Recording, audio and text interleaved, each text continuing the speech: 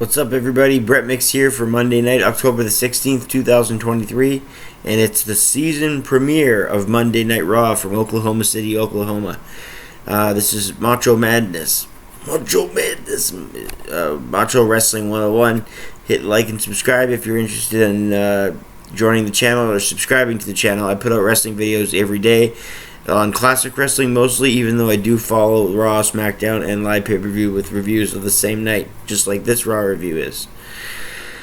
I'm about 6 Raws in after I started reviewing the shows, and my subscriber count is near 50, so after a few weeks with no big setup yet, like microphone and everything, no setup yet, but will come soon, and I think that's a pretty good success rate for subscribers for that short amount of time. But if you could hit that button to give me more, it would definitely be appreciated. But yeah, let's go over Raw. That was Monday night here tonight. It was a decent Raw season premiere. We all know why they do that, but it said nothing season premiere like about it. We opened up with Sami Zayn. Well, actually, we opened up with Kevin Patrick, who's a commentator who joined Wade Barrett and replaced Michael Cole for the night. I'm thinking it was just for the night. I didn't hear why he was gone. Might have been under the weather. So Sami Zayn starts Monday Night Raw. He comes out on starting the show for the first time in at least a month or two. He came out to his catchy theme, and the fans were on his side. He said that now he's alone and he can go for world titles. That's pretty much what he meant when he said, "I can stand on my own and get it done as an individual." He talked about it being upset with the mixed emotions for Kevin Owens on SmackDown, but he knows he's going to do good things. Then all of a sudden the Judgment Day interrupt, and Jay came out to even the odds once the Judgment Day went at him and mimicked him, and Finn Balor bugged him on the microphone. Like I say, Jay Uso came out and yeah, she tried to get the best of yeah, and basically what was said was, in my notes, they were a little sloppy just there for a second, sorry.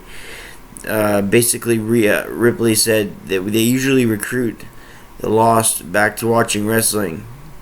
Or they usually recruit members of the roster to be in their group, but watching Zayn all alone was, like, despicable, they were saying. Zayn told Jay he doesn't have titles or friends. Backstage, he's sorry for flipping out. Jey Uso says he has something to hold back the hostility. He's obviously referring to reefer, cannabis, marijuana, pot, whatever you want to call it, weed. But they never talked about it. I wish they had some of that stuff for me when I have to review these Raws. Not that I hate reviewing Raws, it's just WWE television isn't what it once was.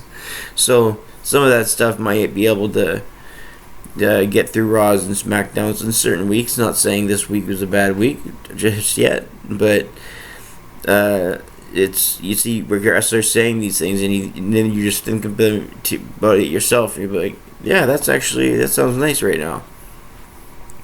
So they started last week with a Vikings rule match, but this week they start with a Falls Count Anywhere match.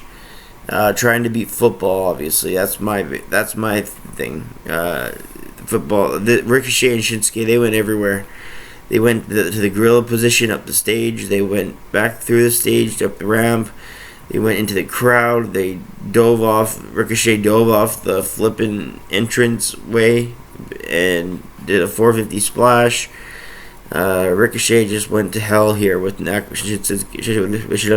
blah blah. I can speak. With Shinsuke Nakamura. Try saying that 5 times fast. So Ricochet and Shinsuke go at it, and this is how you do Ricochet. Not, "Come here, you piece of crap," like last week. Who says that to somebody before? I bet you that's never been said ever in a bar fight or a real fight. "Come here, you piece of crap." Who says that? You say, "You fucking piece of shit." That's what somebody would say. Not, "Come on, you piece of crap." Oh man, Ricochet, he tries. He's such a great wrestler though, so it's a shame. So yeah, the Shinsuke Nakamura and Ricochet match, it was a fun little ride. I'd give it 3 stars. I liked how Nakamura waited on the Kinshasa, but Ricochet turned it around with a resourceful desperation dropkick over the rope, and then a 450 splash, and Nakamura kicked out again.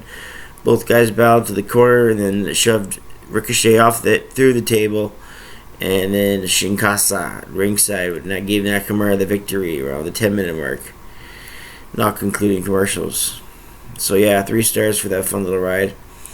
Natalya then went backstage with Chelsea Green and all them. They were all talking, and Chelsea Green needs to stop acting like it's high school drama class, and she'd be better off for that. Piper and Natalya actually had a decent women's match. I rated it a 1 3/4 for the time it was given. It was only given a few minutes. I liked it because it was a power women's match. They used some good power moves, and they catered to their styles, and I like that. I like that they don't just work the stereotypical WWE match, and they cater to the styles they have with them, and it's a unique contrast sometimes, like it was here.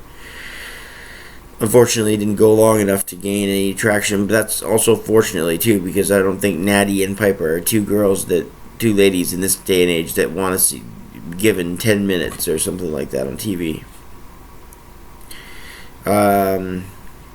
Yeah, so again, 1 3/4. The Judgment Day talked amongst themselves backstage. Seth freaking Rollins came out to a pretty good segment here. He was dressed in a shirt that Jeff Hardy wore back in like the year 2001. See-through black material, some kind of fabric.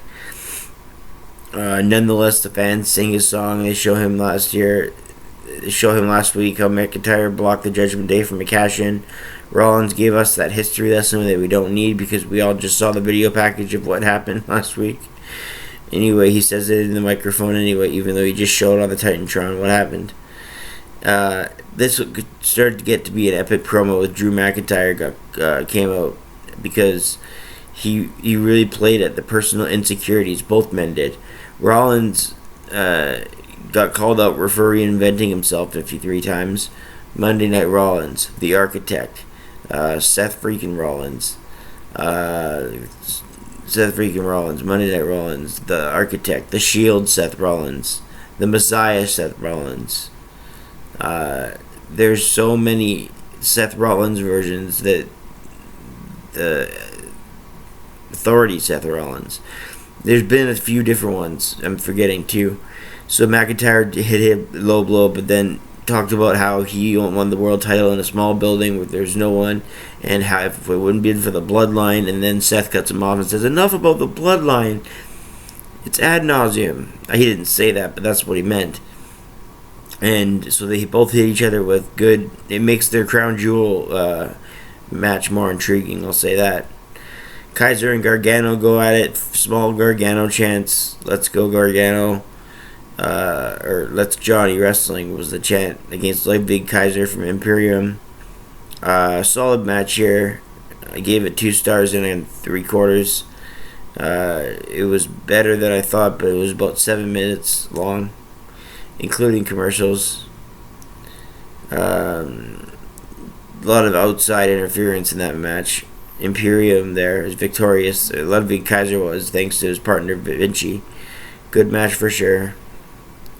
Drew told Sammy backstage, ever since he left the Bloodline, things are straight. Joe Stu is obsessed with the Bloodline, and it looks like it's going to be Drew versus Zayn. That's going to be great next week. Looking forward to that one. Out comes Mommy cutting a promo, tries to be the baddest woman in the WWE, and this is her division. And Mommy will always be on top. So Mommy goes out to face Shayna Baszler after the commercial, and that's a good thing. Maybe they're listening. They took a commercial before the match started. There we go. Unfortunately, it's to a no contest because Nia Jax interrupts the match, but Rodriguez out of nowhere got Nia Jax back. Then Tony Stark came out of nowhere, and Raquel runs into the steps in the Bing World, but it's no contest. There's a whole lot of fuckery going on around ringside. That's not the ending we see of Nia Jax, so just stay tuned for a little bit longer. There's something else about Nia Jax that is pretty comical. But first, we had the Bronson Reed Gunther IC title match, and I really enjoyed the fuck out of this. I didn't take any notes because I just wanted to enjoy it. I ended up giving it 3 stars and 1/4. I think there was another level they could have hit. I don't think the first half of the match played out properly. if it was going to be an all-time classic, it was a great match. But the first half should have been more enthralling and should have told a better story. But that's the only criticism I have for it, because it's still a great 3.5 star match. Yeah, that's my final rating for it, 3.5. Gunther, of course, retained the title. We don't have to even talk about why. Around 14 minutes, including commercials. So now here's that second time with Nia Jax. The Miz did a funny impression on Sami Zayn about losing Kevin Owens with Jackie Redmond backstage. But he talks about my friend is gone. But even funnier, Nia Jax comes into the Zoom, taking his promo spot, standing in front of Jackie Redmond. Poor Jackie probably couldn't be seen for miles as she stood in front of her. Hey, Jackie's small. And what she said was just hilarious. She said that she enjoys squashing her opponents. And then she said she looks pretty.